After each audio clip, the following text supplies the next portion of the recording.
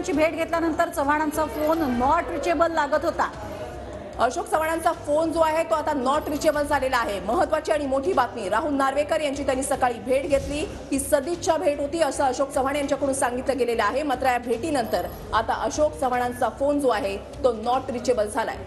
अगदी, आणि आपण बघतोय अशोक चव्हाण यांची मोठी ख्याती, घरामध्ये राजकीय वारसा असलेले, कारण माजी मुख्यमंत्री शंकरराव चव्हाण यांचे ते पुत्र आहेत आणि त्याबरोबरीने मुख्यमंत्री पदही त्यांनी भूषवलेलं आहे।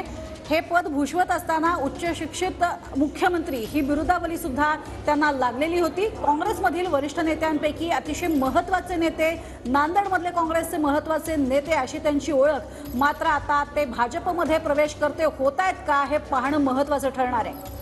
मिलिंद देवरा यांनी नुकतीच काँग्रेसची साथ जी आहे ती सोडलेली आहे। 40 वर्षांपासून मिलिंद देवरा हे काँग्रेस सोबत होते आणि त्यांनी ज्या वेळेला काँग्रेसची साथ सोडली, शिंदे गटामध्ये प्रवेश झाला, त्यावेळेला सुद्धा काँग्रेससाठी एक मोठा धक्का होता।